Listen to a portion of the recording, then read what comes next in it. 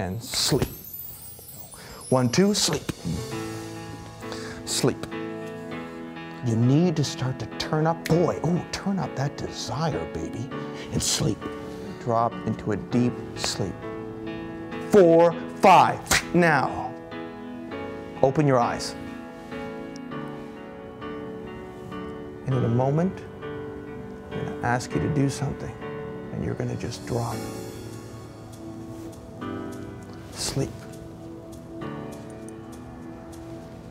Because I know, and you're going to just start to really, really push the limits of how delightful and wonderful your life can become. Here we go. 1, 2, 3, 4, 5. Poof, open your eyes.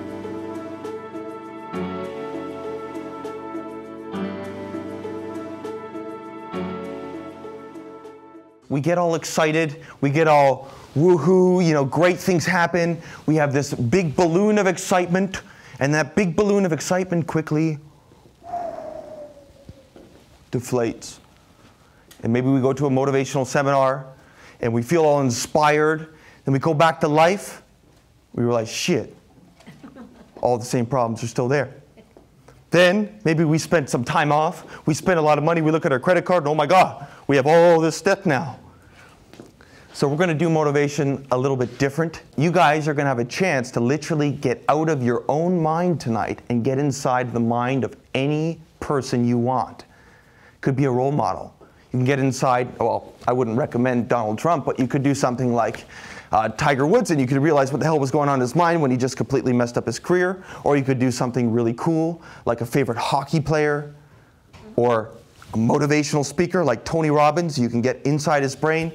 And then for Oprah, if you're watching this, yes, we're going to hack into your brain too. What I'd like is I'd like 2 demo subjects now. Or, you know what, we can even do 3. I'll get 1 more of someone who wants to take the area of where they're not motivated and become more motivated. Where they can use the existing motivation and use it to be motivated in the same way in the area that they're not motivated but could be motivated if they came up here. So do I have any takers? So I'm going to talk to you first, my man. We've done a little work before. Now I want you to just hold your hands out in front of you like this. Hold your hands out in front of you like this, right up a little bit higher. I want you to take a deep breath in through your mouth. Slowly let out through your nose. And start to slowly let your hands come closer and closer together, closer together, closer together, and just look at them. Keep looking. Hold them right there. Another deep breath in. Slowly let it out and sleep. Close your eyes and just drift down. Because what I want you to do is, I want you to take whatever images of what you haven't been motivated to do, I want you to notice which direction that feeling goes in your body when you don't feel motivated. Maybe it's something your parents grumble about what you gotta do. Maybe you can even hear that little voice in there, and you go, oh my gosh, why the hell would I keep that voice in there? That's so silly, I gotta get rid of it. And then you go into that not motivated feeling, you notice where you feel it, notice where it moves, and you go to, I don't like this. I'm gonna get rid of it. And then you can start to spin the feeling in the other direction, which no one probably told you that. But if you just take that not motivated thing, you look at that image of the thing you're not motivated to do, you take the image and you just blast it out there like a sucker. Like you're sending that sucker to the moon, only it ain't coming back. It's gonna be one of those bad astronauts, they just don't look out because they don't come back. You could probably even think of some people you'd want to send out there to the moon and not come back. Can't you now? There you go. Now, I want you to take this arm, hold it up stiff, and I want you to take that image of whatever you're not motivated to do and send that sucker to the moon. And that should feel really good. And as you send that sucker to the moon, I want you to see that thing where the highly motivated image is. I want you to see an image come flying in of the Nolan who gets that stuff done like a Ferrari. He just accelerates in the fast lane. He just blasts right through it, gets it done, no problem, and moves on to the next thing. He says, yeah, Mom, what else you got? Now, take that image, send it all the way out, Pull up that image of the Nolan who just gets motivated to do that, and take that image and start to make it like an IMAX theater in there, baby. Where you just take it, you make it like 40 by 40, you make it humongous. And then you start adding some surround sound, and everyone listening can start to do this while I'm talking about this. You can start to hear some Nolan. Go for it now. Nolan, don't stop, keep going. Nolan, don't stop, keep going. And then see yourself, a big, bright image on that IMAX theater screen, getting things done. Playing hockey better than ever. Oh my gosh, the people are gonna go, what the heck got into you, Nolan? And you're gonna smile. Oh, a lot got into me, baby. And they're gonna smile. They're like, what's this guy talking about? Yeah, that's right. Then your teacher's gonna be like, Nolan, what's gotten into you? You were not supposed to learn that fast. Well, teacher, I've decided to take things into my own hands. I've decided you have not taught me at the rate and speed at which I am comfortable learning, because I want to get 99%. And don't you agree with that now? Yes. You're going to remember this when I hand in my paper. And if you do not give me that grade, I'm going to show up there, teacher, the next freaking day. I'll be like, teacher, explain yourself. And I'm going to have all my facts ready. So, teacher, you better give me a good grade now. Isn't that right? In a moment, I'm going to shake this wrist. All those good feelings, all that motivation is going to come powerful, flying inside of you. You're going to feel absolutely amazing, and you're going to sleep even deeper while you do so. 1, 2, sleep.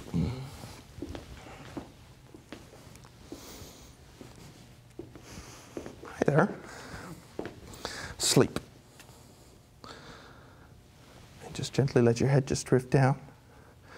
Because I remember you, and you got the giggles. Oh, there they are.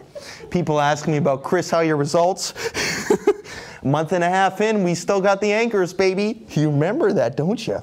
Remember those things you used to procrastinate to do? Oh. Now, what I'd like you to do is I'd like you to take this arm, hold it up stiff here, because getting rid of problems is not enough. You need to start to turn up, turn up that desire, baby.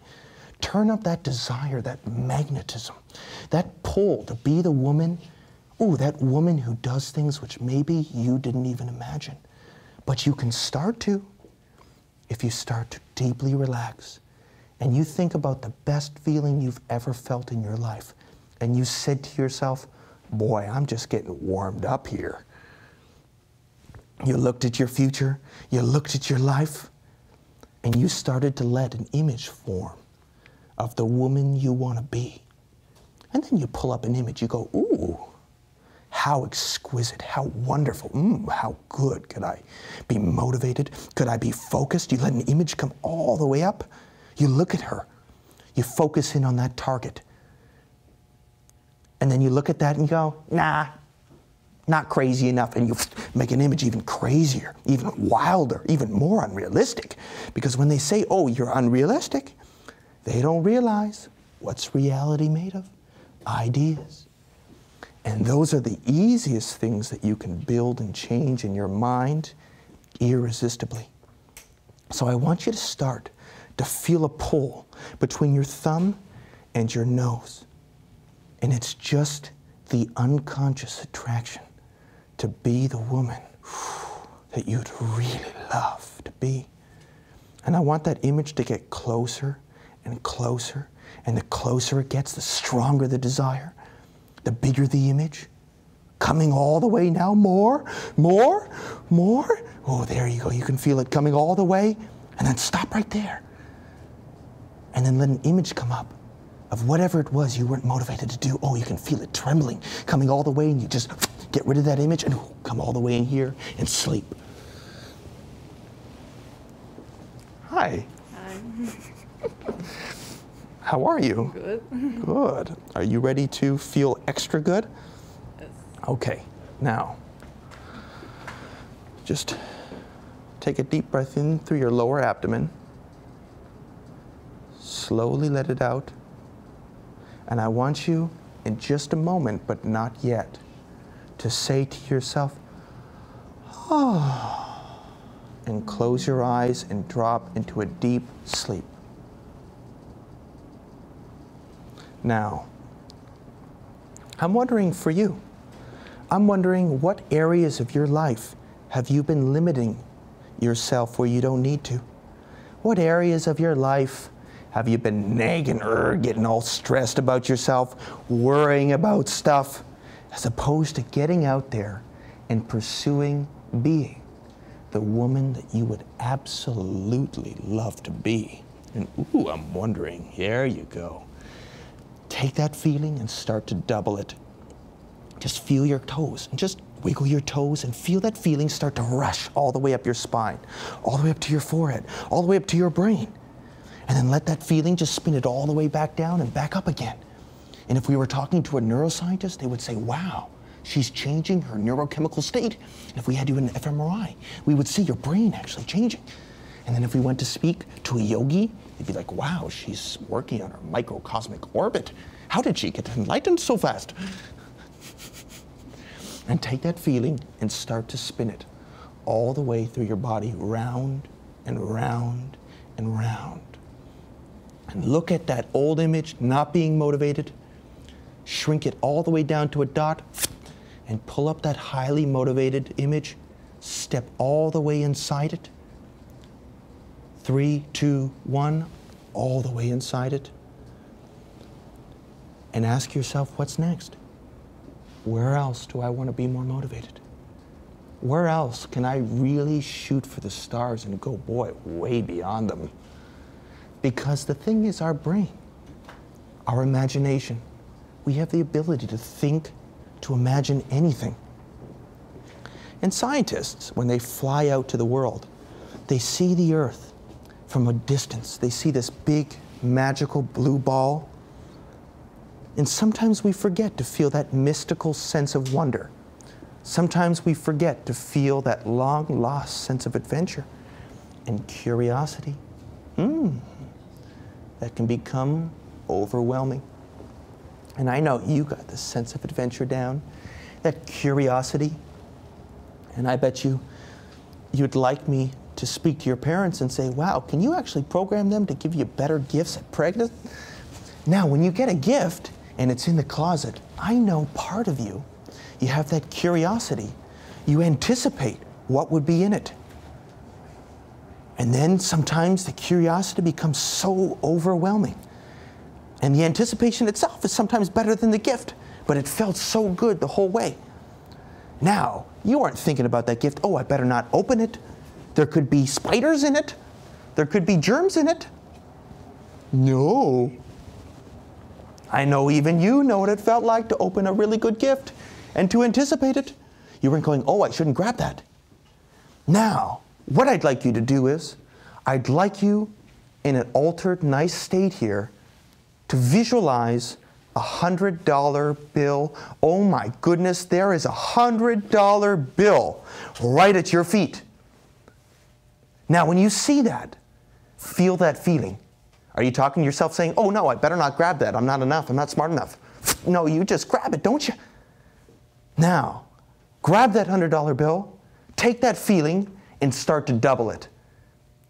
I'm going to count to 5. And when I get to 5, that feeling that you just want to grab it, grab the money, grab success, grab whatever it is you want to be motivated to do, it's going to absolutely explode through each and every cell through your entire body. And you're going to feel that full feeling vibrating through your entire body. 1, 2, 3, 4, 5. Now, open your eyes.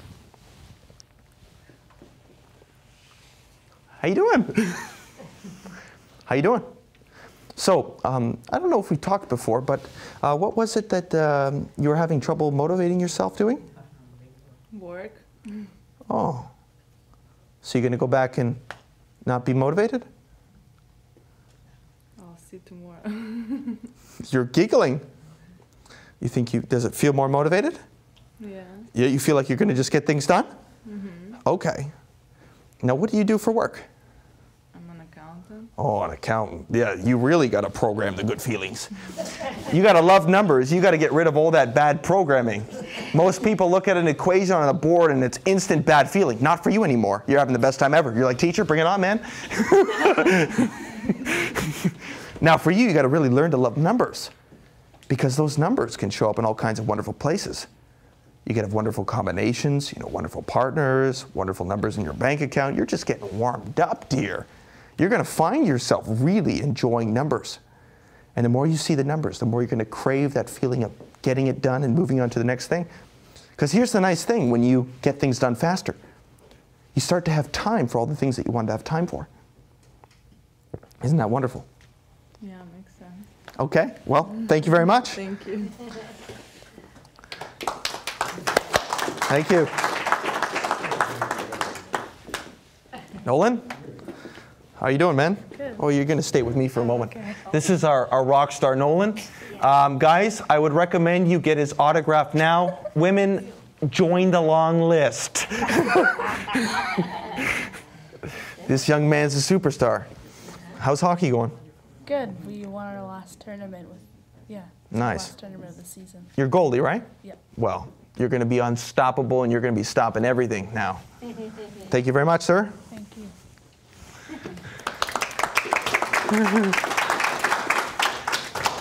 We have this wonderful magical device, our brain. Our brain has over 100 billion neurons inside it. And in fact, the number of connections between each neuron is anywhere from 10 to 10,000 connections. So altogether, the number of potential connections between all neurons in the brain is more than the known atoms in the universe. Now, they say, well, we only use 10% of our brain, and that's really not true. We actually see that the brain actually, it's not that it never shuts off, it always is running, and some of you know what I'm talking about. So the key is it's not that we only use 10% of our brain, is that we only use a small fraction of the potential ways in which our brain can operate. So tonight, I'm going to basically get you guys, get your brain firing on all cylinders and basically transform you into this wonderful heat-seeking missile for pleasure, for excitement, for success, with a plan. So what we want to do is we want to train ourselves to build targets in our mind and accelerate towards it, such that the closer we get, the better it feels. Because we don't want to get all this excitement. Yeah, I'm excited to write a book, and then we get all anxious. We try to hold the excitement. We get through the first page. Oh, still have some excitement left. Second page, third page. By the fourth page, pff, we're back. We want to work on how our brain naturally works and work in tune with that. Now, motivation is driven by something even more powerful, and that is conviction. So I have a lot of clients who come in, and they already come in and they just have their arms crossed, and they're like, I'm convinced. No one can help me. You can't help me. And then wherever their eyes look when they do that, whatever picture they make, I literally take my hand and I go, and then I look at them right where their picture was, and I just have this growling face on my face. I said, sorry, what did you just say? And they go, well, they try to get that conviction back. And then, because they're probably referred by a doctor or a friend who's worked with me, and really, some people, you can talk about what it is, but it's not until you actually experience a lot of these things, altered states, trance states, neurolinguistic programming, until you really feel it in your brain. So they come in and they don't believe it's going to work. But here's the thing. They showed up anyway, just like all of you. So some part of them is convinced that they need to change. Isn't that right? Yes. Now, so what I basically do is I speak primarily to that part, and I take that part that's convinced and knows they need to change. In fact, they even know inside their mind the very situations in which they need to be more motivated. And as they think about those situations, I can start to expand it and take that part that's convinced they need to change and make it fill their entire attitude. And if they don't, I know damn well on how to motivate them too. Because another way to motivate ourselves is to basically scare the shit out of ourselves. We make it so painful, so bad that we're just impelled to change things.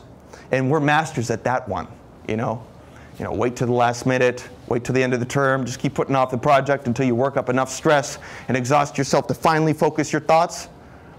Now here's the cool fact. You know that every 2 hours, your brain is losing 6,500 neurons. They're dying. Now, imagine if you're sitting at home at night on PVR TV, watching something like Young and the Restless, and then you're sitting there and you click it, and then you have blue light destroying your pineal gland and calcifying your pineal gland. You know that the blue light actually causes toxicity, literally causes brain cells to explode? Yes. Literally kills them. So you're taking that 6,500, right, boom, you're at least doubling it, tripling it. And then you think about those worrying. What's the one thing that people who worry, what's the one thing they don't worry about? Watching TV, worrying. Oh, they don't need to worry about that. But they worry whether they got it recorded or not, yeah. They don't worry about their worrying. They don't realize all those times they're spending worrying about things, they're actually stressing their brain out.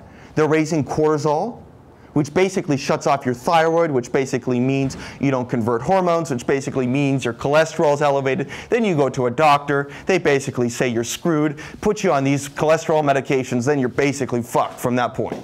You know, I basically tell my clients this, and then I say, well, I dare you to pick up the TV converter tonight and watch TV. Suddenly some part of them goes, I don't want to. Then there's the taking the drugs. So smoking cigarettes, cocaine, Ritalin, all these medications that students pop like pills. What I ask them, how are your grandparents? Have you ever met someone with Alzheimer's? Where you just talk to them and then you talk to them 10 seconds later and you talk to them again and they don't remember a damn thing. Or how about Parkinson's? You ever seen someone with Parkinson's? Loss of control of the whole body. Why? You mess with the dopamine system. So one of the things that would be a smart thing to do would be to take kids who are taking drugs, you take them to the actual streets. You show them what happens to their brain when they keep doing that thing and keep soaking cigarettes, taking drugs. You see them jonesing on the street, homeless. Do you want that? You want to put that cigarette in your mouth? You want to worry about that? Quickly they can change their mind. And then there's people who run a business and they're really, really motivated to run their business. And they're very successful, multi-millionaires. And then I talk to them, I meet the family. It turns out they're a grumpy asshole. And basically I tell them, well, you obviously don't really care about your family, about your kids. You're mean to them. And they go, wait, yeah, of course I care about them. I said, well, then you need to be nice to them. How do you be nice to them? You go to the gym. So you take all your stress and you go and you work it out. And that's if you care about them. Because the one thing they're not worrying about is what they're doing and the problems it's causing. Now, part of this is because how we make decisions. And as I'm going to explain to you, the first thing that starts motivation is a decision. You have to decide what it is you're going to be motivated to do. People go, oh, I want to be all motivated. No, you don't. You want to go somewhere. You don't want to just fill up your car and keep filling up your car and filling up your car. You want to have some place to go. And when people come and it's 14 years old and they're telling me they have nothing to live for, or even 40 years old, they're telling me you have nothing to live for, is they're making decisions based on a very short timeline. They're not going further into the future. In fact, that applies to all our bad decisions.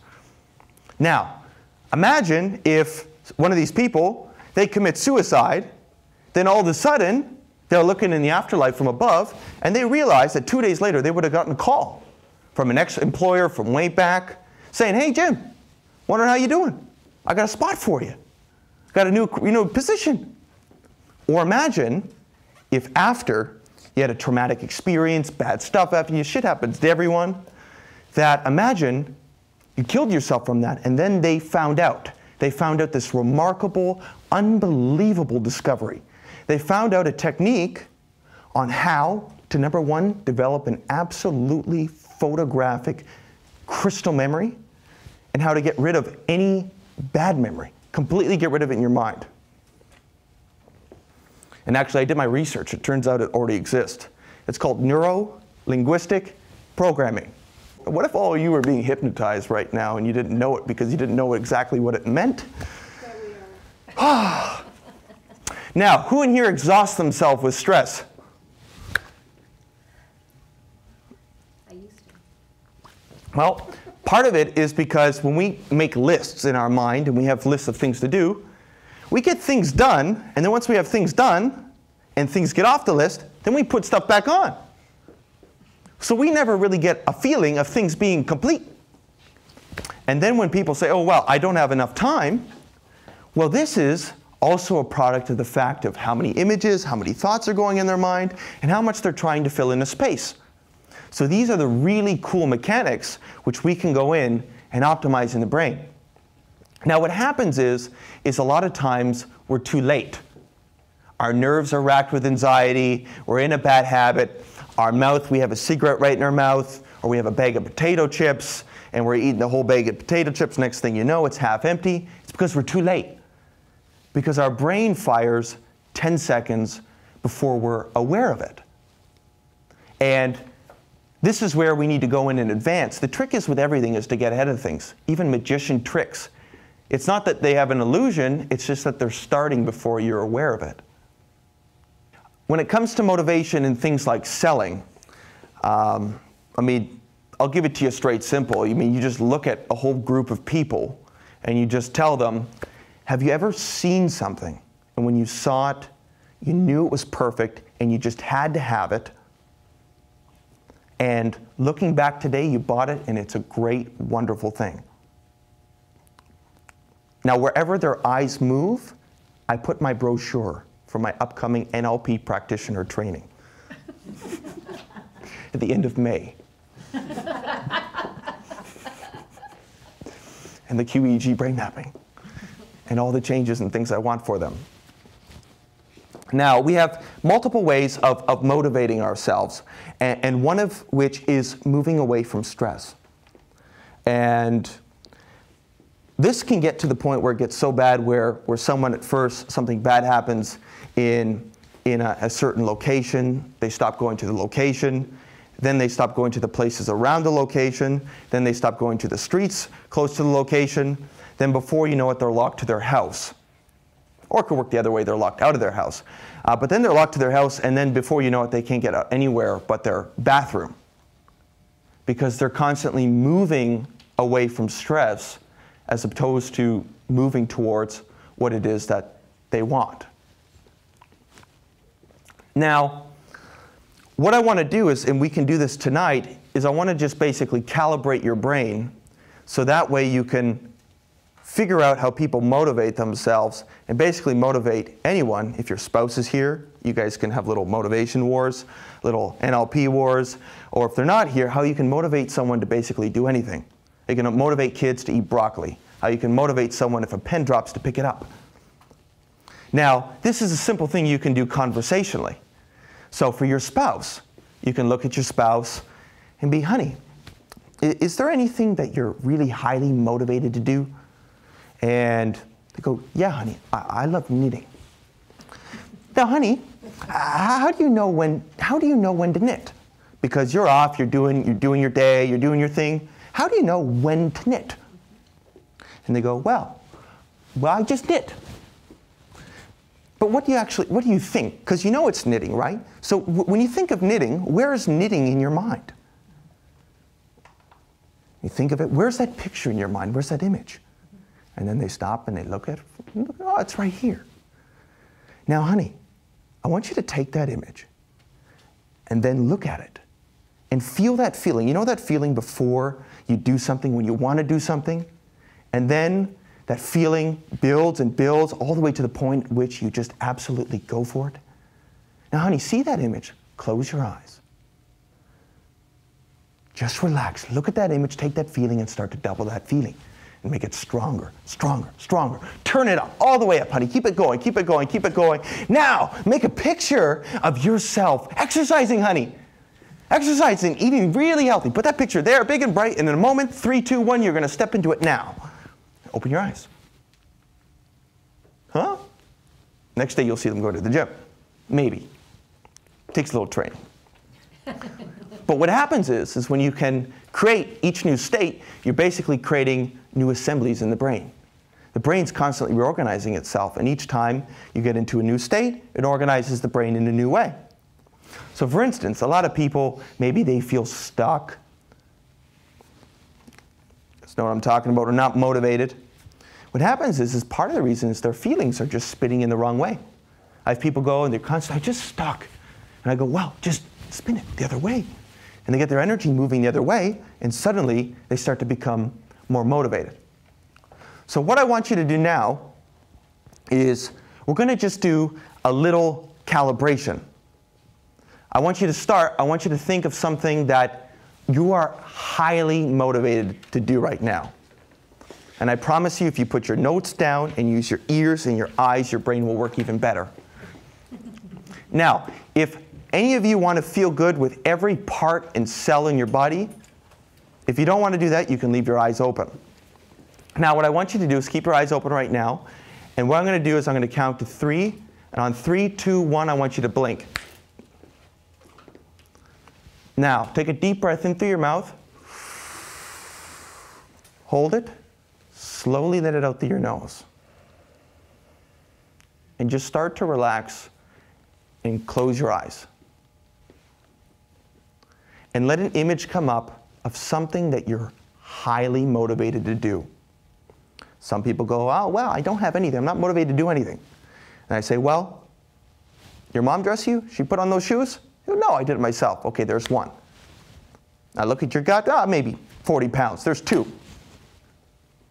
Or coffee. Just choose something simple, something that you are motivated to do.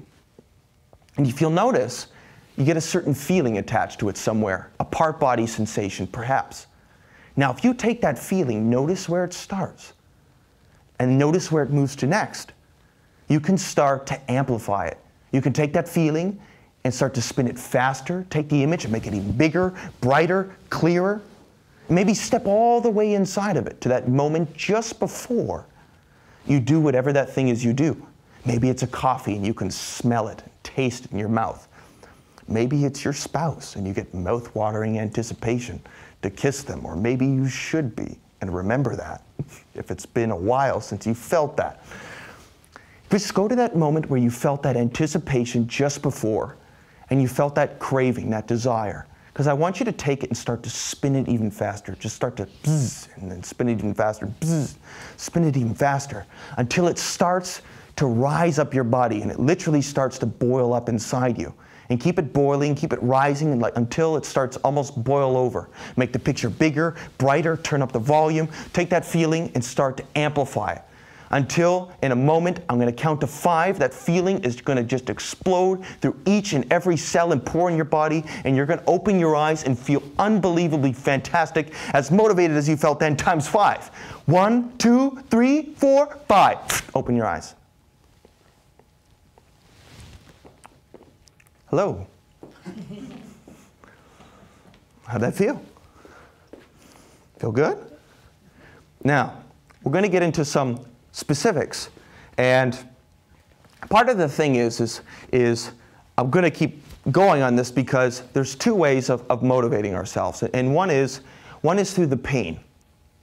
And one of the masters of this, one of my mentors, Richard Bandler, is brutal honesty works great. So if someone's got a bad habit, like biting their nails, you know, did you touch that door handle going in? You touch any door handles today? You know, realize every person's taken a shit, wipe their ass, and then touch the door handle. You touch that thing. You really want to put your finger in your mouth? Come on, I dare you. They don't want to do it anymore. When we get up in the morning, it takes a while, where we get up, snooze button, then we negotiate with ourselves. We go, oh, well, maybe 5 more minutes, I'll skip breakfast, and then you put snooze button, then you wake up 5 minutes later, come back on, and you go, well, yeah, 5 more minutes. And then you go, well, I'll skip the shower. Well, it won't smell too bad. Go back until eventually you get enough stress where you're forced to get up, and then you think, oh shit, I'm going to be late. You think about you're going to be late, feels like you're already late, and therefore you are late. And you guys do this in the morning? Basically risk the whole heart attack in the morning, having to get up, kind of thing? Go to sleep. Go to sleep? For the sleep. For the sleep. You know, you wouldn't want to anticipate that and just set your alarm for 20 minutes later and save all the threatening of yourself. Oh, I knew you were an accelerated one. That's why you're here. And then the other thing is, though, who in here just jumps out of bed in the morning? Jumps out of bed? Now, interestingly, people who jump out of the bed in the morning also easily have phobias. Snake phobias, height phobias, because here's the thing. They think of something and they see themselves doing something and they feel as if they are. So they can really easily scare themselves. Sure, they get up out of bed in the morning all cheery, yeah. But then you put them in some situations, they're scared as can be. Now, by eliciting that strategy is we can figure out, predict the situations and where someone's going to get in trouble. So someone who jumps out of bed in the morning, maybe they're going to get into trouble with business decisions, jumping into things too fast. Or maybe they'll have trouble getting themselves up into the unknown. They have to have things clear in their mind to feel as though they can move forward, with nothing propelling them into the unknown to therefore basically not surprise themselves. They go to a restaurant, they already know what they're going to have in advance, they order the same thing every single time. They never get a chance to be delighted, surprisingly. Now, what we want to do is we want to take both strategies and we want to start to combine them, where we start to become propelled. So when it comes to being motivated, let's say getting thin, losing weight, is we think about it and go, yeah, you know, my parents, there's a little history of cancer, there's heart disease, and you see that and you just make this, and until it's become so painful, it's like, oh, I got to get to the gym. Then at the same time, you start to think about what it is you really want, the person you want to be, how that butt's going to look, how those abs you want them to be, how you want to really look and feel, and the things you want to be able to do, and you have that big bright target in your mind. In fact, it's so big, it's so juicy. You eat lettuce, and every time you eat a piece of lettuce, you look at that big target in your mind. It's the most satiating piece of lettuce you've ever had. As opposed to going, oh, well, I better not eat this. It'll make me fat. I really shouldn't be eating this. It'll make me fat. It'll make me fat. And then before you know it, you go on a water fast, and then you start getting fatter. And it's like, holy shit, what am I doing? Because your brain is very powerful. So it's important that you learn to program this. And even for the person who comes in and says, oh, well, you know, I'm not motivated to do anything. I can see that you got dressed, you got to put your shoes on, you got your coffee. So there's 3 things. Now I'm wondering if that motivation goes beyond a few simple things. Now when it comes to goal setting, is sometimes we have goals in our mind.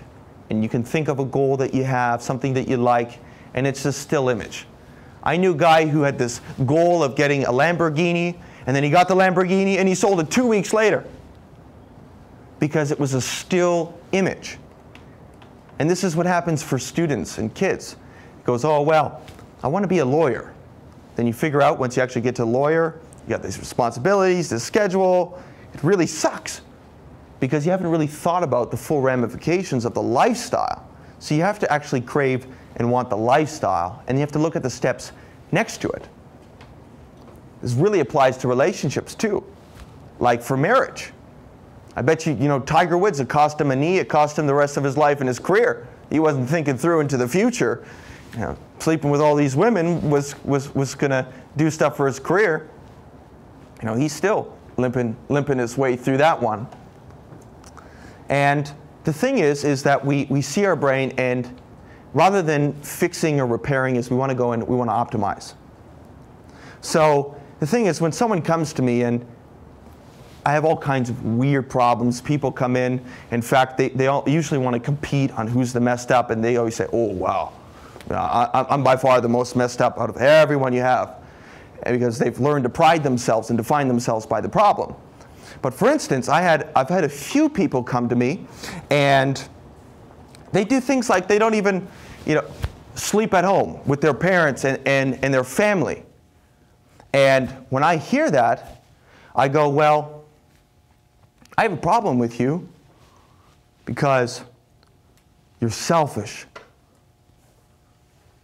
A real man, a real woman, they would feel any bad feeling for their family. They would die for their family. You won't even have a stinking bad feeling. You worry about, oh, your kid's going to get sick, or are they going to get cancer, or this is going to happen. And you worry about all those problems, and you know how bad it feels. Yet you leave your family with those bad feelings. You don't really love or care about your kids, your family, and they go, well, yeah, I do. Well, then, you need to learn how to relax. Then I say, well, look into my eyes.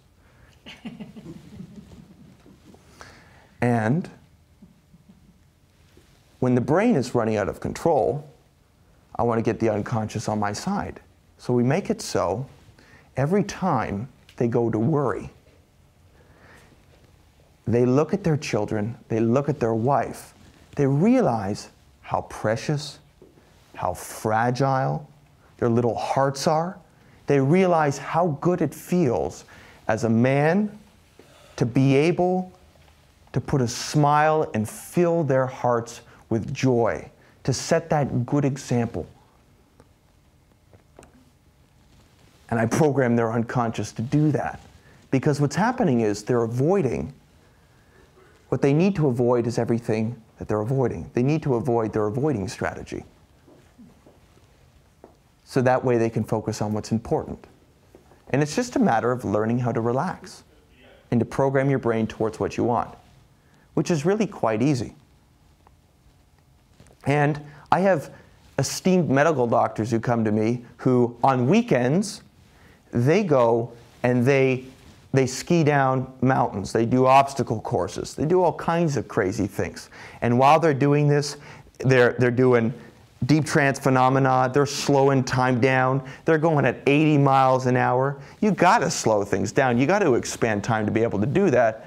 But then when he gets up in the morning and goes to work, he can't handle four measly files. And the doctor's saying, oh, well, he has ADD. So I go, John, what's 8 plus 7? He goes, 15. You can add very well. You see, your only problem is not your problems. You haven't learned how to control your own brain. Because your brain works automatically and great on the weekends, and you can decide to get motivated, and that works. But when you go to work, your brain shuts off. So all he really needs to do is just learn how to control his own brain. See, the resources and motivation exist within him. He went to over $100,000, went to every neurofeedback clinic, therapy, analysis. Not one stinking person asked him, John, what's one thing that you are highly motivated to do? That was my second question before I asked him what it is he wants, and I realized he had no clue. That's why I was here. So he was highly motivated. Now, and the same thing is this same guy actually went through the entire University of Toronto, which for any of you who don't know, he went to medical school at University of Toronto. This is a traumatic experience in and of itself. And he didn't even want to go. He was kind of forced or badgered on by his girlfriend. The girlfriend's like, well, if you're going to marry me, you got to be a successful guy. So he went to medical school. He didn't even want to. He had all kinds of traumatic experiences in residency and such, but still he got his way through it. Now, at a certain point, John had to become convinced that he could be a guy who would get through medical school the whole way. Now at first, sometimes we don't start convinced. Sometimes our mom just hands us a piano and says, you play. You play at 6 o'clock and you play every single day. Sunday you get the day off. And if you don't do your homework, no parties for you. Constant threats. But you're a superstar. I know this didn't happen to you. You're like, give me that guitar, man. You just start playing. Now, what I'd like to do now is I'd like to do a little demonstration.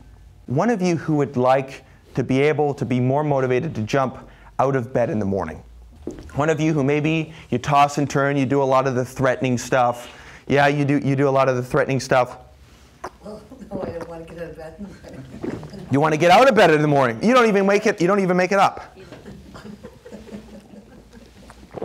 I might have to send a man in there to come get you and pick you up. The firefight. I'll send the firefighting team. Okay. You get that side benefit that psychologists talk about. Now, so how do you wake up? You actually wake up, right? Yeah. I wake up automatically without an alarm clock. Okay, so how do you know when to wake up? I don't know. So what if it's 1 p.m. in the afternoon? No, it never is. It's always the same time. Okay, well what But I time? don't want to get out of bed. So what happens is, so what's the first thing that happens? You open your eyes? Yeah. So how do you know what time to wake up? I You usually. don't set an alarm clock. I do, So your eyes just open at the same time each and every day. basically. Wow, your unconscious is powerful. 5 to 5:30. You know, have you ever thought about using that power to consistently generate behaviors to like make powerful changes? You ever thought about doing it for like, I don't know, do you got like any health goals or professional goals? You probably got a few books in you. Oh. Okay. You never thought about that, did you? No. Well, you got a machine in there that consistently, it even wakes you up. You don't even need an alarm clock. Most of these people need alarm clocks. Well, I like to dream. What? That's why I sort of like to go back. I like to dream too. It's just, Do you? you don't need to dream in bed. You can actually get out of bed, Really? and it sometimes gets even better. Oh. Because then when you're awake, you have the opportunity to take your dream and start working on it. So those dreams you had, you actually could be up in front of a computer typing them out. You could be writing a few books. Yeah. Didn't think about that, did you? No. No. Now, how do you I know? will tomorrow morning now. Oh, I know you will. Completely, fully in your mind, and you're going to go, where else in my life can I use this machine to make it work? Now, so do you get out of, well, obviously you get out of bed because you're here. Yeah. Okay, so at a certain point you get out of bed, maybe it's 1 or 2 p.m. You don't have like a channel changer where you get to like lie in bed and watch TV as well, do you? No, I go to work. As soon as I get up. So you gotta get to I work. have to go to work. So that's sort of what keeps me in bed. Okay, so But I was just referring to. where do you work and what do you do for a living? That keeps me in bed. I was just referring to how you just lay there and then you start getting, then I'm like, oh, now I gotta run around. I thought you had some sort of bed business of some sort. Maybe you're a bed sampler and it would be a desirable job. It would be it'd be nice of you to share that if that existed. No. Now, so at a certain point, so you open your eyes, and then what do you do next in your mind? How do you know when to actually get up? How do you go from lying in your bed to actually standing? I'm gonna be late if I don't get out of bed. So then I get out of bed. So you threaten yourself. I threaten myself. Okay, you threaten yourself. Now, so you threaten yourself, is that like with a voice? Yeah, I just say, you're gonna be late, get up. Okay. And then do you imagine things Or being... I yell, Fuck, man, another day on this planet? Shit, it's still here. All right, so you say, shit, I'm going to be late. yeah. And then you like imagine what would happen if you were late. You run like scenarios. Oh, nothing's gonna happen. I just don't want to. Oh, so there's really no point to saying that then. So you just say it to get yourself stressed. Now, how long does it take for you to go from saying, oh shit, I'm going to be late, to actually getting up? A minute? So you do 1 minute of threatening. 1 minute? Okay, some people do like 10 or 20. No. Some people go, oh shit, I'm Too much. going to be late, but nah, I'll skip breakfast. Snooze button. You don't do that. You already get up. No. Okay. So do you cut deals with yourself? Do you like go, it's just going to be 1 minute, now we'll do 5 minutes? Or do you do consistent? Oh, I'll just buy my lunch today. I won't make it. Yeah. I do cut deals. Oh, you do cut deals. I had an intuition of such. And when I'm really good, I'll make my lunch the night before. That doesn't happen often. How frequently do you do that? What, make my lunch the night before? Yeah. I made it last night, but once a month. Once a month. Maybe twice. So the machine exists inside your mind to be able to do that. Yeah. Okay, but what you did this morning, so you got up, you said, oh, I'm going to be late. Then how did you know at what point to actually get up? See, what you had to do is you had to think certain thoughts. I had my lunch last night, so I got to sleep in a little bit later. Oh, so did you do the My calculation? salad last night, it was in there. I'm like, oh. So you did the calculation ahead of night. So the decision to get motivated was actually the night before. Yes. Okay, so you decided and you planned it out. So that way you woke up, Stressed in the morning. but you still said, oh shit, I'm going to be late? No. No, not in the morning. No, yes, or yes, no? So you did that. Now, at a certain point, you thought something to get yourself up, Right. right? Yes. Now, the thing is, a lot of people do this. I mean, you actually don't even have to wake up with an alarm clock, so that's actually a powerful skill that we are going to actually, if you'd like, to amplify. But you basically stress yourself out unnecessarily, and you don't stress about your stress and therefore just knock it off. You see, some people just see a picture of the first place they want to go when they wake up, like brush their teeth or go have a shower. They see it and they get up. Like they get up right when they open their eyes. Right. Now for you, rather than getting a few extra minutes of sleep, you go, oh shit, I'm going to be late. There's probably some pictures in there, even if unconscious, of what would happen if you were late. Now, do you actually feel like you're going to be late while you're asking yourself, am I late? Am I going to be late? No, you don't. No. Okay, so you actually don't step into it. No. So you got this pointless voice there then, basically just rambling. Yeah. This is a common thing. Now, how do you know at what point to wake up? What do you actually think to get yourself up? I have to think about that tomorrow morning. I just. No, you're going to think about it now. You are thinking about it now. Well, you're going to think about something different tomorrow morning because I'm not finished with you. I carpool, so I have to make sure that it's more her that I don't want to be late for. Oh, so much my work. So you have a lot of calculations and stuff going on. Yeah. Now, just if you take a moment and just think about where in your mind do you do those calculations? Like, where's the image of that in your mind? I don't know the answer. Well, no, it's not in Tammy. It's in your brain. Well, just take a moment, because I can see them kind of flashing by really fast. And then, so you only do it for like a minute. Yeah. Or 2 minutes. Would you like to make it a little easier for you? Yeah? Yeah, I like easy. If so, then you're welcome to come up here and we're going to do a little transformation to help speed things up in your brain. Sound cool?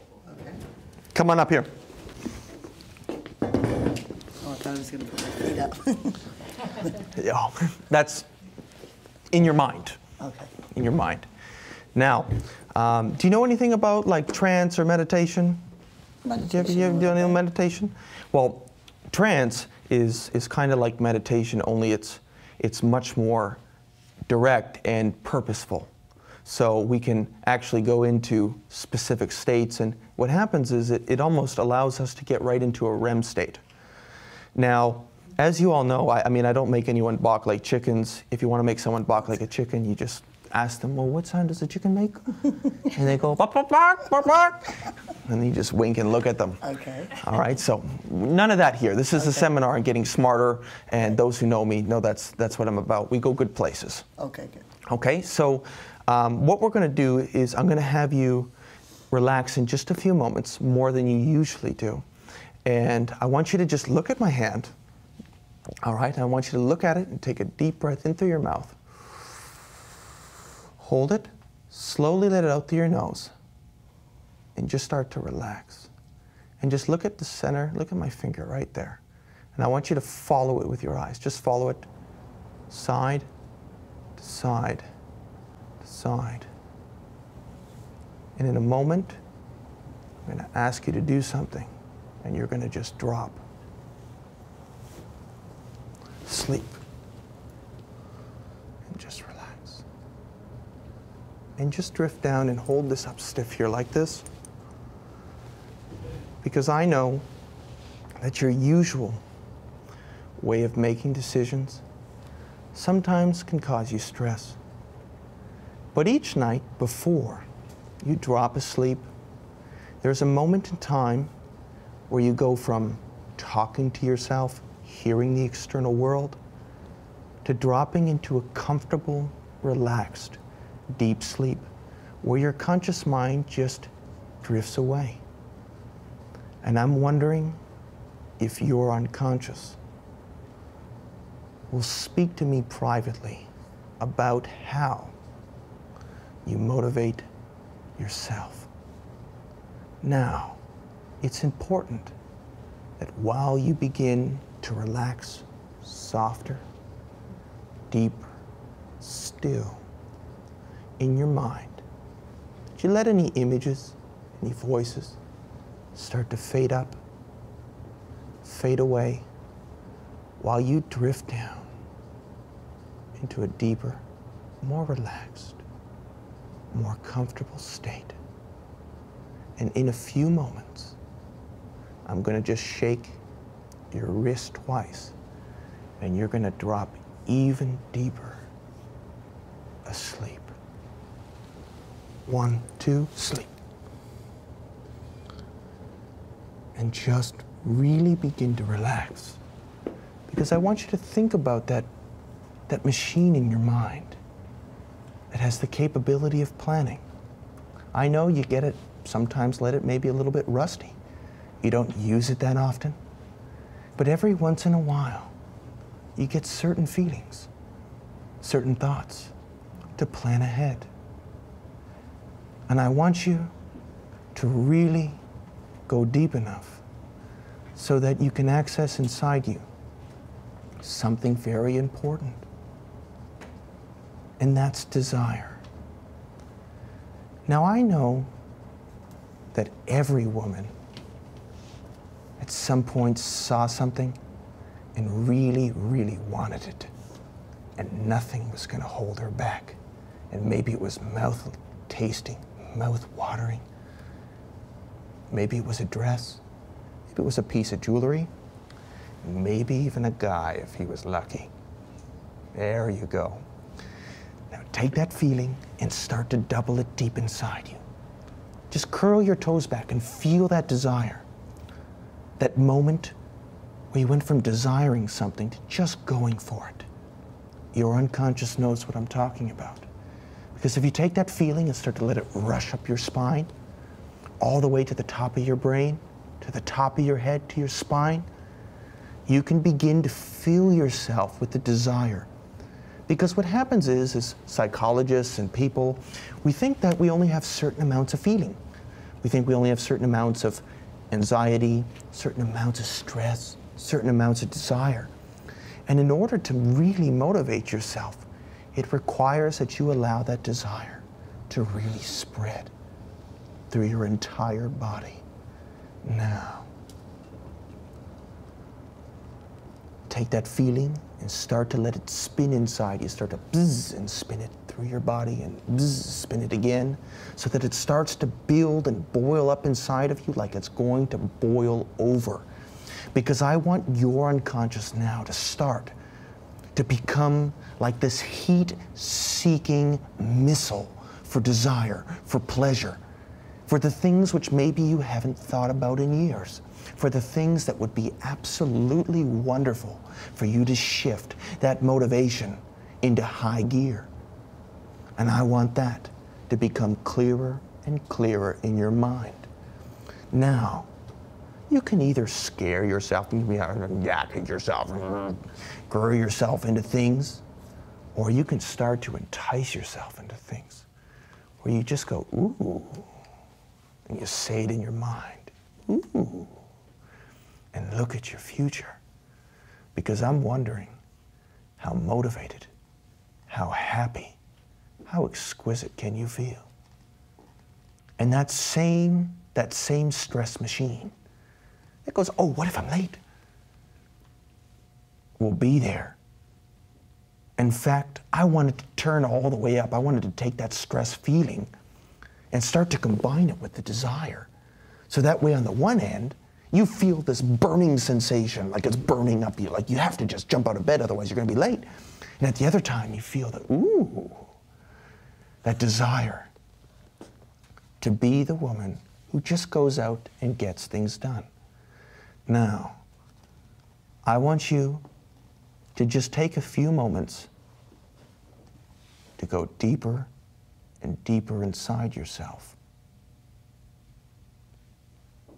Because this is just a trance for you to make changes that you will feel unbelievably, irresistibly motivated and propelled towards. Now here's the thing. If you're going to be motivated to do things, you have to make specific decisions on when you're going to do them. Not only when to wake up, but what other parts of your life do you want to awaken? So when someone says, oh, I want to go to the gym, my first question is, well, what time do you want to go to the gym? And they go 6. Is that 6 in the afternoon or 6 in the evening?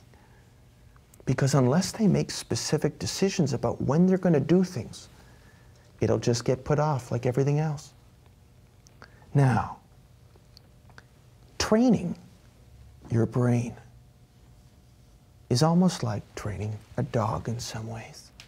For anyone who has a pet, you know that your pet, maybe 30 minutes before it's time to eat, it starts to salivate. And even yourself, you know that before a really wonderful, sumptuous meal, you smell it, and the juices inside of you start to flow. Your stomach, you start to crave and feel that desire and hunger building inside you. And as we program our mind, we make specific decisions when we're going to do things. We start to anticipate it. And your body can start to anticipate being the woman that you want to be. Now, in a moment, I'm going to count all the way to 5. And when I get to 5, you're going to wake all the way up like a freaking rocket ship. You're going to go from this deep, relaxed state to being more awakened than you ever have before. And you're not going to come out of this trance. You're going to come out of the trance you've been in maybe your whole life. The trance that you had to stress yourself, that you had to cut deals and negotiate. The only negotiating I want you to do now is how exquisite, how pleasurable, ooh, can you make things? How motivated can you be? Ooh. And then you think about one of those things and you hear, well, you're going to have to wait. And your brain goes, well, I don't want to. And feel desire to be propelled towards it. Now, in a moment, you're going to wake all the way up, more alert, more refreshed, more focused, more motivated, more determined, like a freaking rocket ship, to go out in the world and get things done, and it's going to spread through your entire family, your friends. It's going to go viral. You're going to have this vivacious personality, and you're going to just start to really, really push the limits of how delightful and wonderful your life can become. Here we go. 1, 2, 3, 4, 5. Poof, open your eyes. Hi. Hello. How you doing? I want to go back to sleep. Now, sleep. Oh. Because, in fact, you can access this state whenever you want. I want you to just hear maybe a little word, a little trigger, where you just go, ah. And whenever you do it, you'll be able to re-access this state. Now, all the way up, come back. So, you think you're going to have a hard time getting out of bed tomorrow? No. I believe you. You can go sit back down now. Thank you.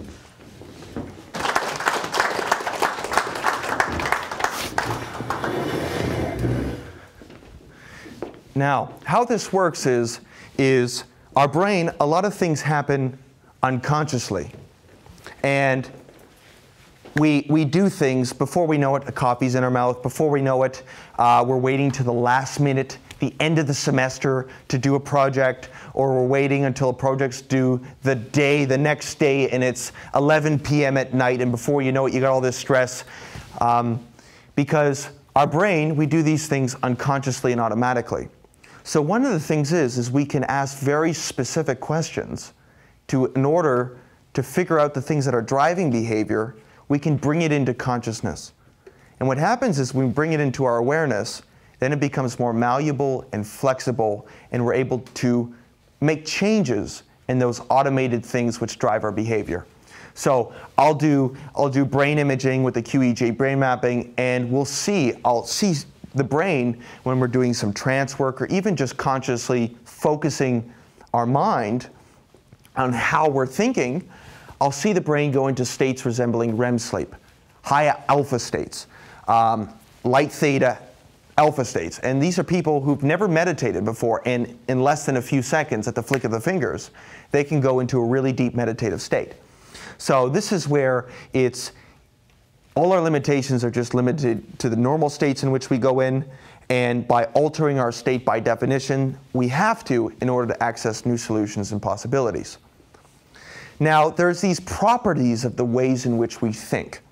So we have the 5 senses, and the 5 senses are how we represent our experience. It's how we represent our beliefs. So when we believe something, we bring it into conscious awareness, and it's represented in some way by a feeling, by a thought, which is either a voice or a picture of some sort. And they have certain properties.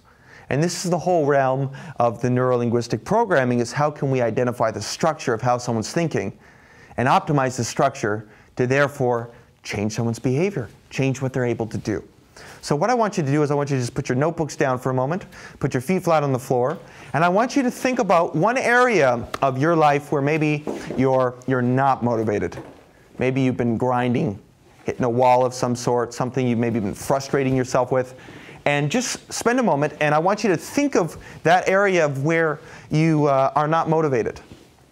And if it's easier, you can leave your eyes open. Just notice where the image of that thing is in your mind, of whatever it is that you're not motivated to do. Now I want you to think about something that you are highly motivated to do. Something that you get done, something that's wonderful. Now just notice the differences. Most people look to homogenize and go what's same, but what's the same with the kids with ADD? The key is differences. Neurodifferentiation, that's how we learn. Where are the differences in the actual location of the image in your mind? Now, is one bigger than the other? Is one closer than the other? Does one have a border and the other not have a border? Is one 2-dimensional? Is one 3-dimensional? Where is the difference in the location, in the brightness? Now, as you thought of that, is there any difference in the actual sound, in how you speak to yourself? Because I've heard that tonality is everything. Ooh.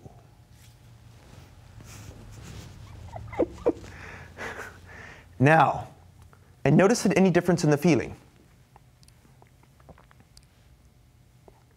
Now open your eyes. Open your eyes. Now which one was bigger? Realize it's going to be different for everyone. Some people go, no, this one was bigger. And the other person says, no, that was bigger. The nice thing is when I work with someone, you can't be wrong. It's your subjective experience. And that's the wonderful thing for even the kids who are said, well, this kid can't learn, his brain doesn't work right. Next thing you know, you see him glued to an iPad. So he can work real well. He's just not going into the iPad state in a classroom. Or someone just isn't writing their book with the same feeling with which they're going to grab that coffee.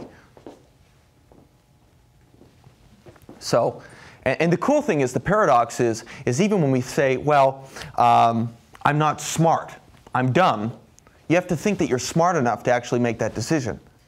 When people say, oh, well, I learn slowly, you have to make that decision fast. And when people say, well, my brain doesn't work, they have to trust themselves to make that decision. So every person works, it's just a matter of what. Sometimes they're obsessive compulsive with checking a drawer to see if there's ants and germs on it. They make, you know, great salespeople. Some might say the salespeople are possessed, you know. So make it work for you. So when you guys thought about it, was one image bigger than the other? Which one was bigger? The motivated one. The motivated one. Surprising. The good one? Okay, now point in your mind to where the motivated image is. Now point where the not motivated image is. Some people are hiding their pictures. No, I'm not showing my pictures. He could be psychic. He could be seeing my picture, and he could mess with my motivation. There's no way I'm letting him get in there. I just saw him trance this guy. I don't quite trust him. But I may in a few moments when he gets me more motivated. Now, notice the difference in the two. Now,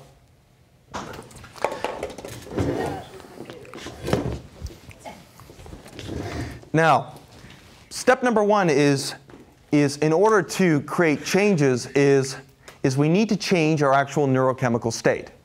Now, most people go, well, I feel bad, and then they go to whatever their stinking comfort food is. Pick it. Cigarettes, bag of potato chips, TV, whatever bad habit. You know, and I just can't stop this. And nothing good follows that. So what requires is that we get ahead of things and change the state ahead of time, and that we attach powerful feelings to whatever behaviors and things that we would like to do. And therefore, we can create really powerful changes instantly. And you can do it just by changing how you're thinking. You don't need to go into a deep trance, but the deeper the trance and the faster it is, it just really accelerates the installation of it. Because we all know talking about things, well, that doesn't work in a lot of ways unless you're talking very hypnotically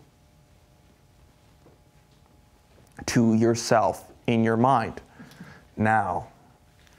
So, and this applies to motivation is really belief and conviction.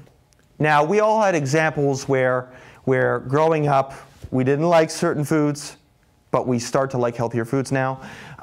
We didn't like certain foods growing up, and now we like them.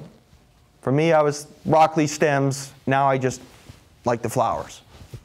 I've learned that as a guy. That's a smart thing. Like the flowers. Send the flowers, more importantly. And we have beliefs that change things. Sometimes people think, oh, well, all gay people are bad, all certain race, Muslims are bad. Then you meet one, and they're the nicest person ever. And suddenly you change that belief. But a conviction, not 100 counterexamples can change a conviction. Now, I know all of you are convinced that you can do certain things. Maybe it started when you were younger. Maybe you're convinced that you are a good piano player. Maybe you're convinced that you really can build a business wonderfully and run a business really well because that's what you've done. Maybe you're convinced that you're really good with numbers. Now, at a certain point, we become convinced. Now, maybe it was our mom told us to do it first, or maybe you went in yourself. But at a certain point, you believed you could be the kind of person who finishes things, who does things. Now, it's this conviction which we want to attach to people. And when people go in, I'm convinced nothing could help me, well, that's actually not a conviction, that's a belief. And those are the easiest things to change. Many athletes have this, and case in point are people like Michael Jordan, Kobe Bryant, is they become convinced that they can do something and that no matter what, they're going to do it. So whether that takes 15 years for like the guys who got the Xerox machine, whether it takes a lifetime like guys like Thomas Edison or Albert Einstein, that conviction is what propels them into behavior. So for instance, when a child comes in, I will do this pretty much across the board, is I will do something that they couldn't in a million years believe they could do. And it becomes important for yourself to set up convincing experiences where you do something which you didn't think you could do. Because then that turns out to be the best thing ever. You were wrong about yourself. Because then guess how wrong you can be about every other limitation in your life. So for instance, I have kids come in and they're diagnosed with dyslexia, which funny enough, when I ask them dyslexia, how to spell it, they spell it perfectly. There's a bit of a paradox there. One of the first things I do is with kids who have ADD or parents are wondering about, can this child go to university, is I'll take something totally out of their mind, is I'll say, do you think you remember things well? No, I have terrible memory.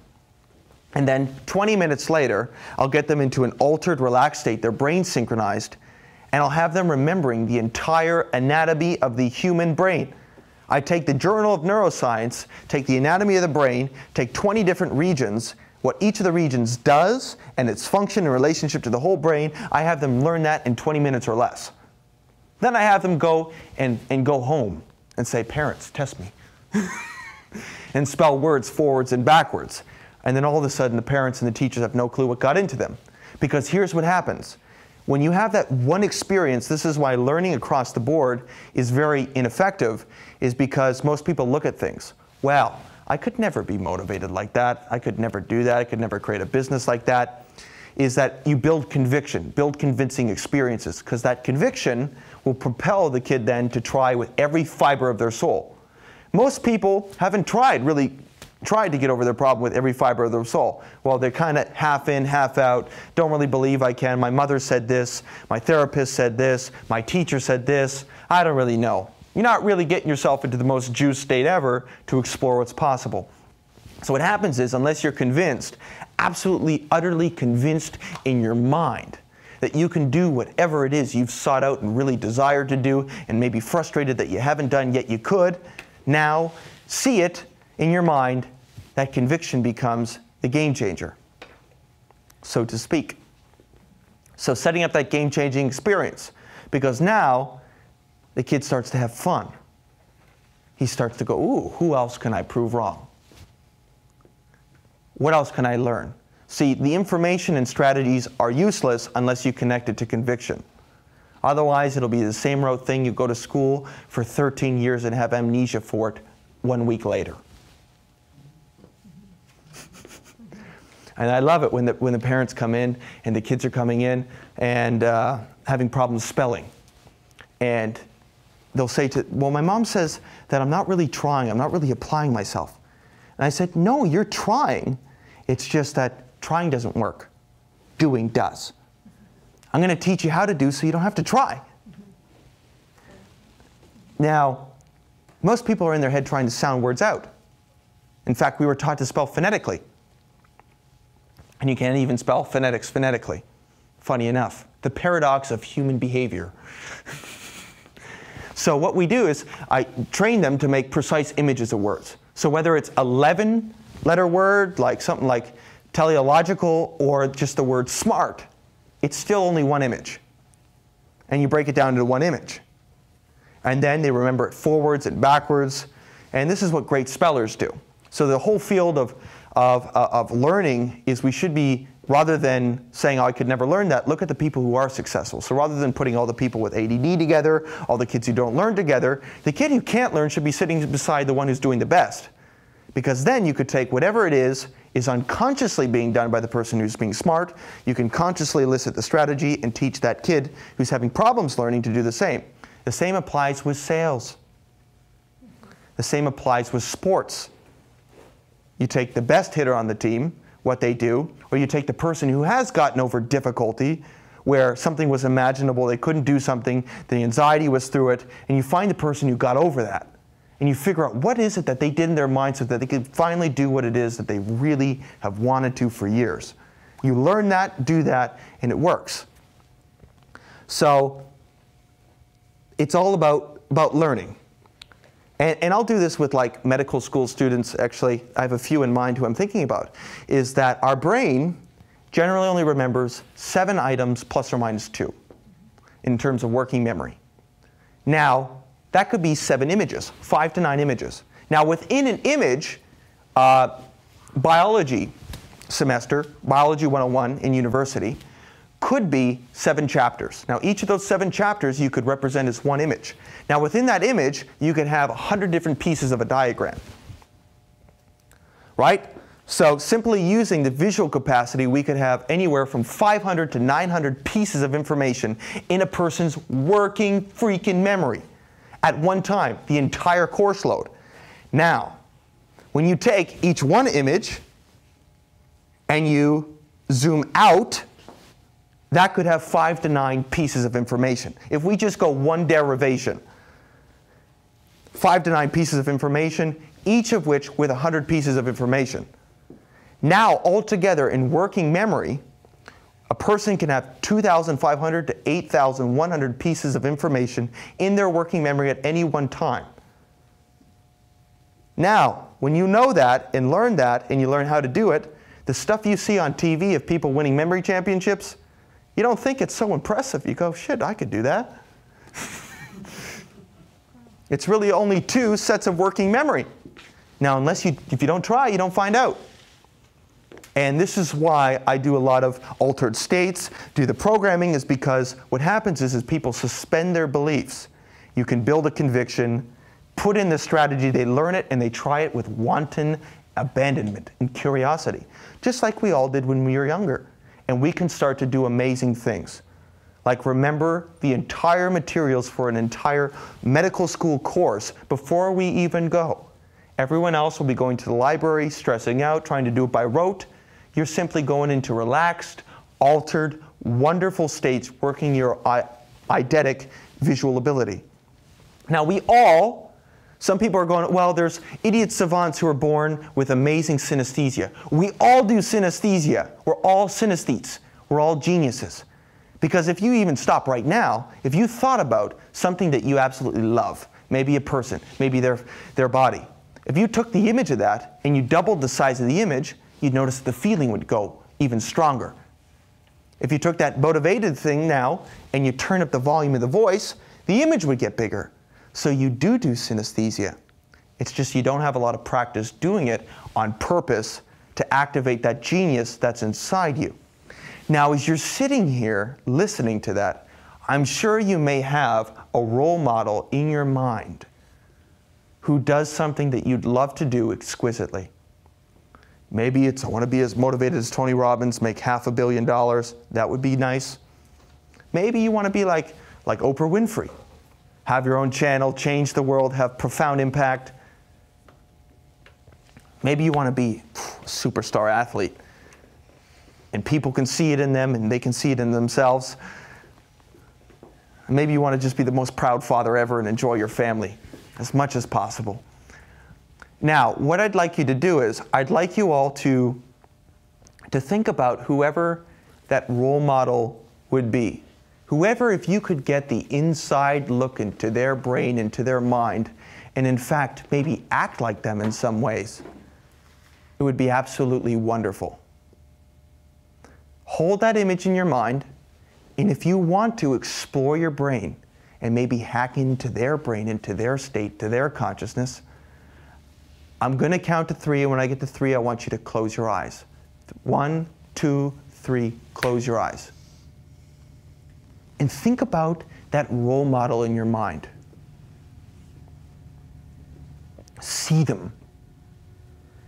Make the image bigger, brighter, clearer. Just notice where that image is. Notice how that feels when you look at them. Because I'm going to want you to forget about yourself in just a moment and step all the way inside of your role model. Just look at them. How do they talk? How do they move? What is their mannerism like? What are their passions? What kinds of things do they do? What kind of tonality do they speak in? How do they feel? What are their views on life? What does their body look like? Their posture. And I want you to see it, and I want you to start to move towards it. Closer and closer. And when I get to 3, you will forget who you are, and you will be inside of your role model, inside their mind, inside their body. You will become them. 1, 2, here we go, 3. Now, open your eyes. Who are you, sir? Carrie Price. Carrie Price. Now, Carrie Price, what motivated you through all those years? Wanting to be the best. You're doing a pretty good job of it. How many medals, Olympic medals, have you won? 2 at least. 2 at least? And what team do you play on? Team Canada, Montreal Canadiens. Oh, cool. Who are you, dear? Oprah. Oprah. What a pleasure. Nice to meet you. Thank you. I bow. Thank you. Worship. So Oprah, I mean, wow, like you're just an absolutely stunning, amazing woman. A lot of women probably are just envious of you to have the kind of impact that you have. How did you become Oprah? Were there any game changers in your life? How did you become Oprah? Just being a student of life, actually.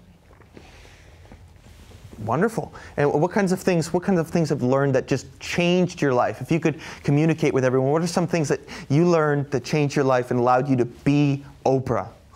Just stand up and step in and take risks and ask for what you want and ask for more. Well, thank you very much. Now, sir, open your eyes. Who are you? My father, Your father. Dr. Isa. Oh, Dr. Isa. Now, Dr. Isa, how was it to have a son who maybe was a pain in the ass?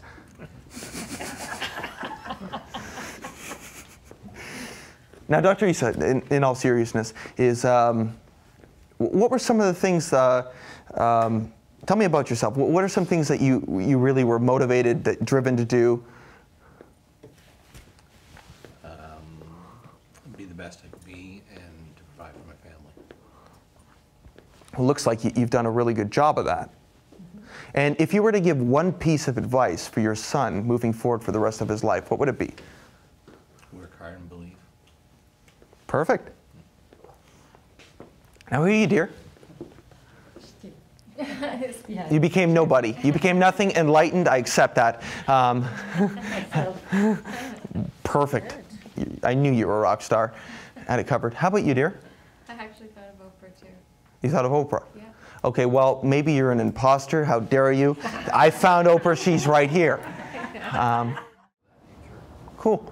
Well, maybe since, you're in the afterlife and you can communicate directly with his unconscious while he sleeps deeply in a REM sleep tonight, maybe you could program in some more specifics on what it is he needs to change and what it is he could optimize in his business. And of course, if his unconscious is willing and ready to accept that and agrees that that would be a good thing for him, then I think that would be a great thing for you to do tonight. Do you agree? I agree. Okay, thank you. Now, everyone, it is 9 o'clock, so just close your eyes one more time. Close your eyes. And I want you to take a deep breath in through your mouth. Hold it. Slowly let it out through your nose. And just relax. And I want you to just look at that future that's in front of you. And I want you to look at, when you think about the future, 1 year in the future, and you think about something you know you're going to have to do, like pay taxes.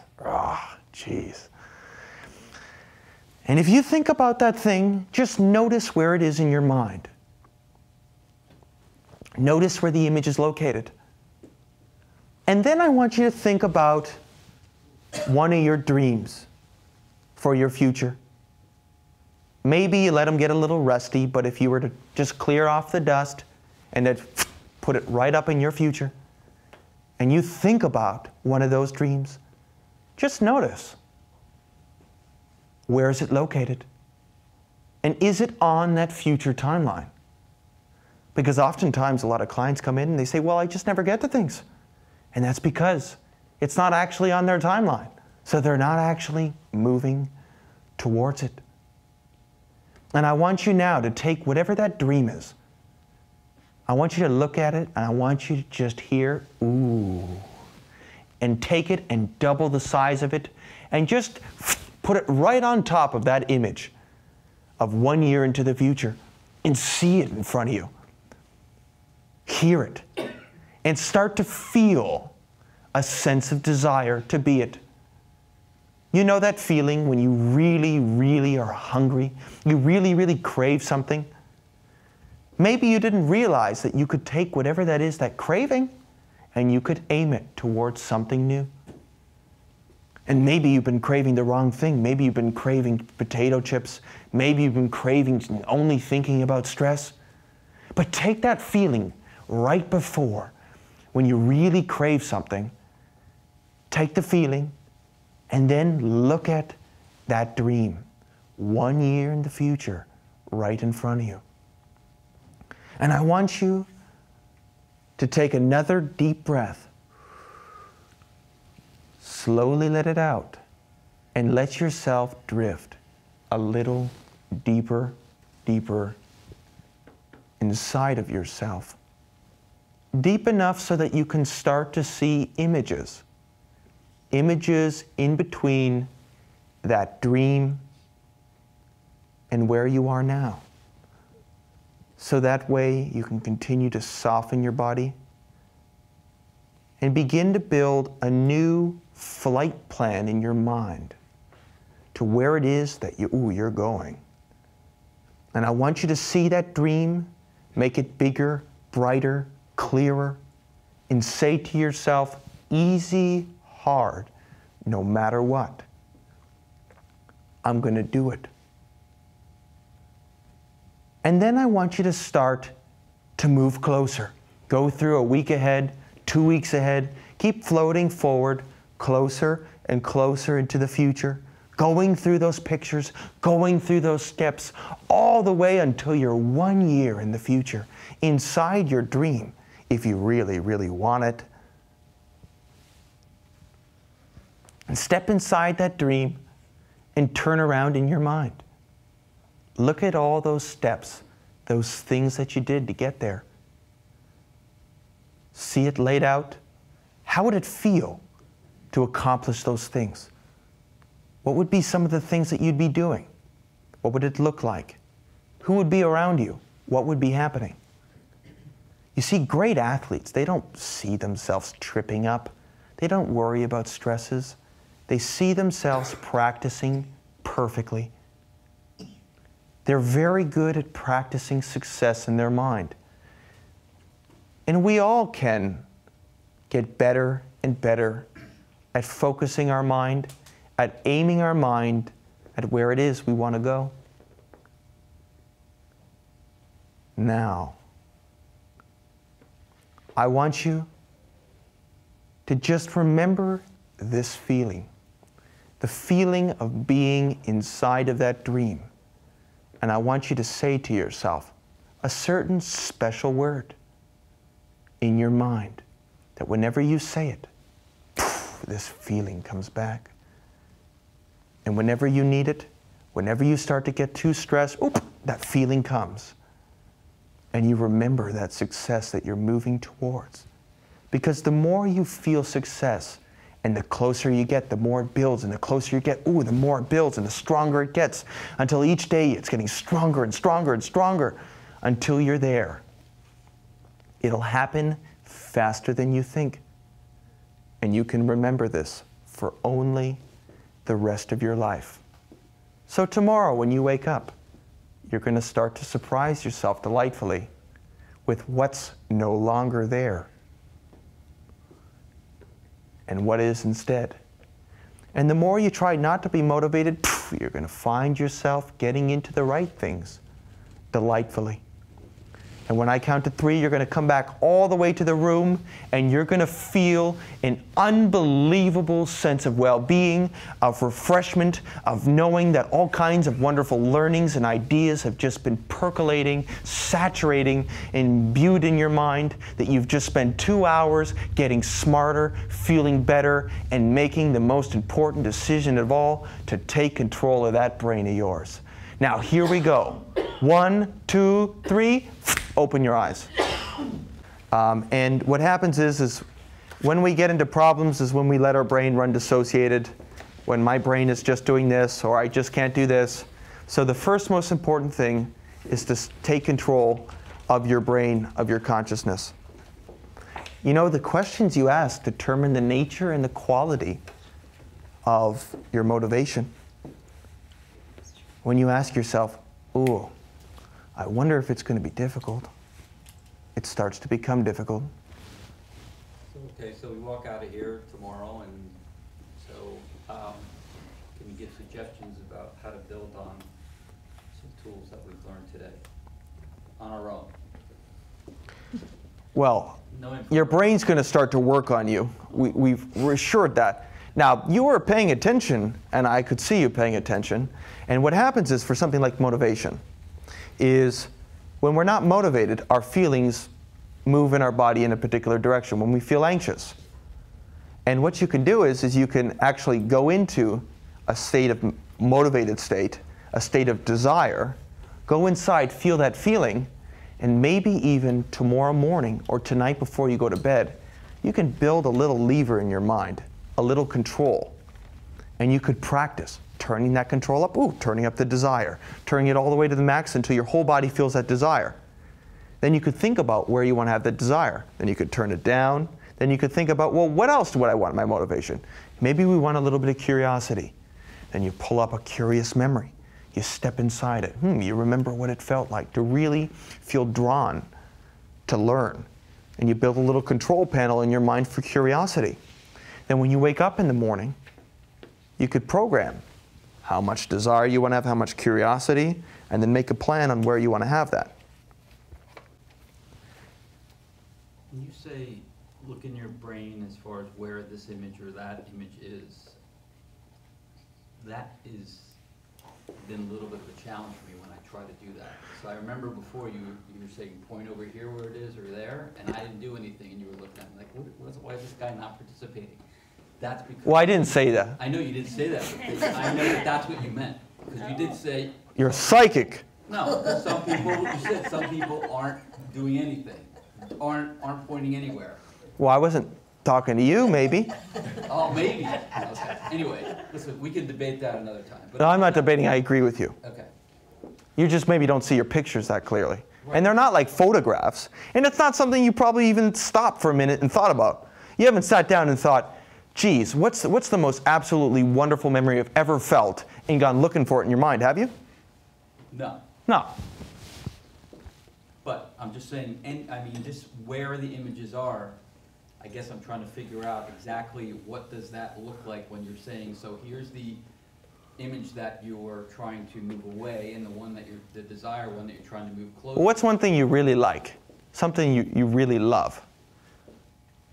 Now, are you a lawyer? I am a lawyer. Yeah, so you're not used to this. Think about the biggest problem in your life. There's only one? Only one. So you're saying... Now, where's that image? What I really like, or the biggest problem? Yeah, the biggest problem. You don't need to tell us what it is. Okay. No details, but just look at where it is in your mind. Again, I'm not sure if I'm supposed to be looking at a picture of the brain, and because I don't really know the brain. No, just look at the picture of whatever that is, whatever the problem is. When you just say problem, what comes up? You can see something, yeah? Sure. Now, is it like you're looking through your own eyes, or is it like as if you're there, or can you see yourself in the situation? No, I'm looking through my own eyes. Through your own eyes. So it's as if you're there. So you probably can get some of the problem feeling back then. You can feel what it feels like when you do the problem, can't you? Yeah. About the problem? Big deep breath there. Yeah, there you go. Now, where do you feel it the strongest? Right now, I'm feeling like right here. You're getting a headache. Please help me, man. I got to see this somehow and get rid of it. Right, but I do feel... How big's the picture, though? Is it life size or bigger than life size? Whose life are you talking about? I'm just kidding. Or are people like massive, like Vikings, or are they regular people, or are they incy-wincy little ants? Medium size. Medium size. Now, this like clients who complain, bitch and complain, or lawyers who don't really do things, or you got someone who nags at you. You got people who don't live up to. Pardon? Only one person? Anyway, go ahead. Only one person. Someone. You might want to change that. Just saying. Yeah, I know. Yeah, that approach doesn't work. Yeah. Now, when you look at that image, so it's medium size. Is it like right in front of you, a little bit to the left, a little bit to the right?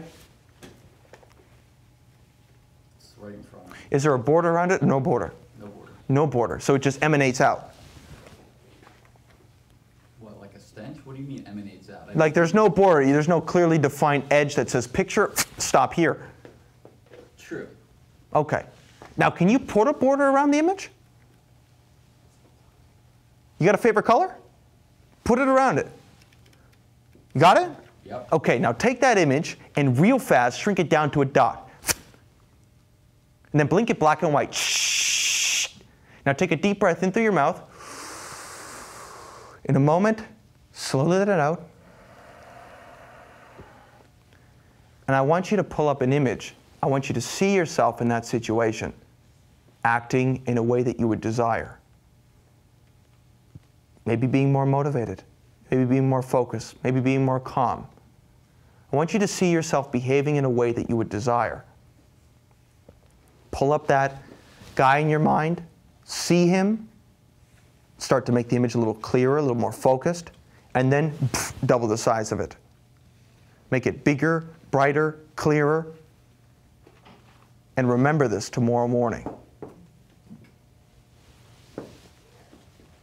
Now you could even go a step further.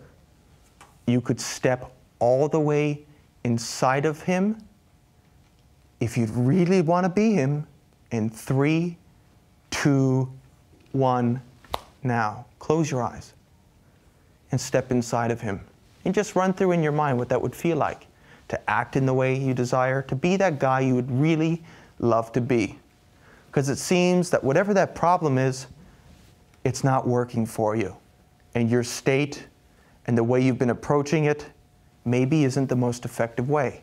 So I'm wondering, is there an easier, more effective way for you to find solutions?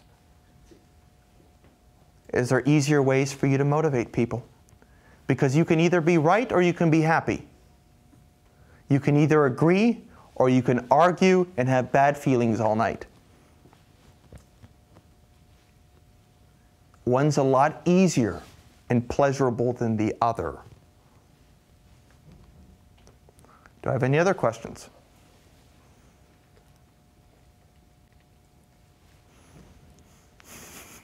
I'm interested in the 7 plus or minus 2 multiplied by million that you gave us. And how you get the multiplicity in that. Oh, So where you're working memory. okay, so we're back to grade 3 math. Yes. Yes. All the way back. I'm just kidding. Or grade whatever. Don't worry, they don't know either. How did you do that? Well, we just did 5 Okay. to 9. So there's 5 to 9 Right. images. Right. Each image has 100 in it. Okay? So then you have 500 to 900 bits of information in working memory. Okay. Then if you go one derivation next, where each one of that diagram Just had 100. connects to 7 Right. plus or minus 2. Okay. For all 7 of those, then you have 500 to 900 times 500 to 900. Okay. So you get anywhere from 25,000 to 81,000 bits of information, which is way more than you need to graduate medical school or law school with top of the grade, especially when you learn how to relax. Now, I used to be the most anxious, motivated, determined guy ever. I tell you, when you learn how to relax and get control of your brain and be able to take all that energy inside you and direct it towards doing what you want to do, boy, does life start to get fun. And I got news for you. It does take some tenacity. It does take that you try things. You know, some people when I work with, I get, one shot. People come with one session where they're all depressed. One session, they're better. Sometimes it takes 3 or 5. It really depends upon how their brain is working, how they represent time, how they sort things, how we can build generalizations and build in that conviction. The conscious mind is still going to go back and worry about things, and I love it. When you take away the stress, people start worrying about not feeling stressed. You go, fuck, I don't feel stressed. What's wrong with me? And it becomes unfamiliar. Now our brain, we're used to doing things that are familiar. Our number one instinct is just to repeat things that are familiar. So nervous habits, it's not that you're a bad person or that people didn't love you when they grew up, because we have children that come from Africa. Kids come from everywhere. who weren't loved, they were beaten. And if we take them, we teach them how to learn, we teach them how to play hockey. They could play hockey just as good as you, man, if you don't stay uber motivated. So it's simply not true that the past caused the future. But there's differences in how the brain learns. So rather than looking at naming and blaming so that we stop trying, we look at how can we get this brain to work as best as possible. We look at it. We look at it almost as this 3D holographic supercomputer that's producing whatever behavior it is. It's causing problems in some area, but it works. Even if it's obsessive compulsive, it's doing something consistently every day. Someone who has PTSD, they're remembering the same bad memory every single day. It's big and bright and different. They can tell you even details about it. I have clients who come in, I'll say, I have a bad memory. I say, do you ever forget that you have a bad memory? And they go, no. I remember that I forget this, remember I forget this. Next thing you have a whole list of 20 items.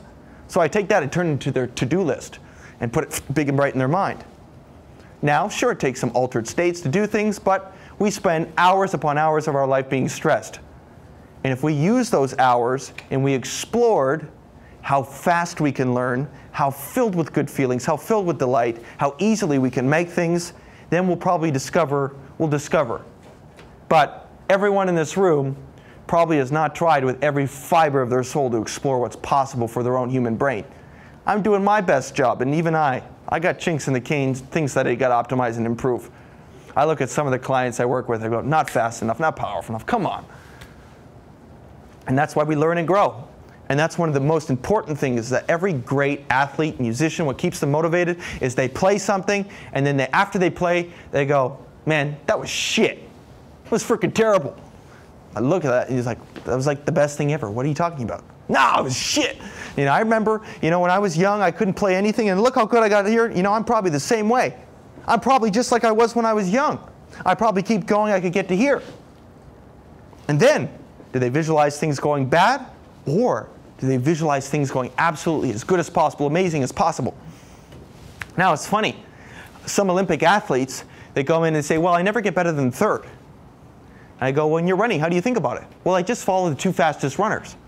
Makes sense why he never wins. Now, how about people who win the Olympics, set Olympic records? Well, they go in their mind, if I were to set an Olympic record, where would I be at this time? Then they build a clock in their mind. And when they're racing, they don't give a crap about anyone else. They're racing that clock in their mind, and they're going to beat it. They wake up before, I'm going to beat the heck out of this clock.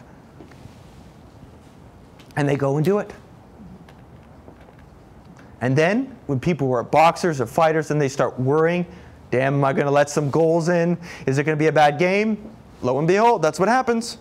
Because your unconscious doesn't know any better. Whatever you're blowing up there, in consciousness, that's what your brain moves towards.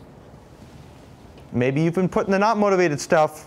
Maybe you need to look at those dreams cabinets and start to open them up. Start to open those doors and walk past it. And see delight that is everywhere, and the opportunity that abounds everywhere if you just dare to look, ladies and gentlemen. That's what I'm talking about. Motivation, everyone. I said motivation, everyone. I can't hear you.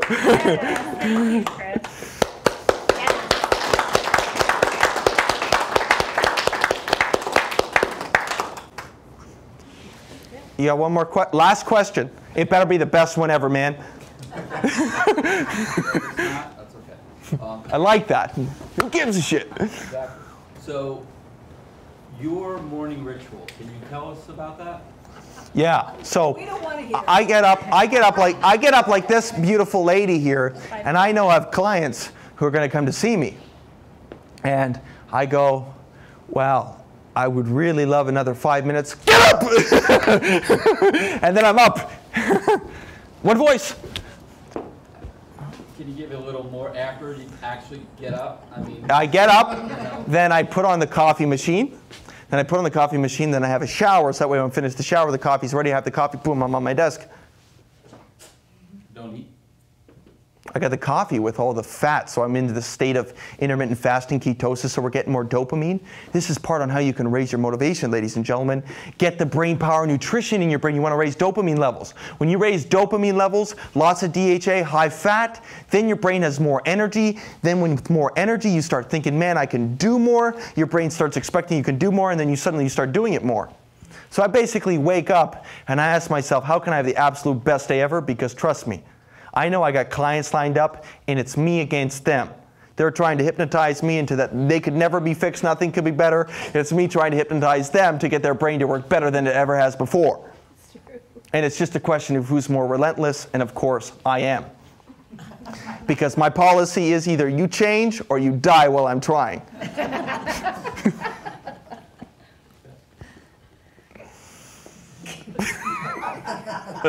Hi, Peter. That was a good one.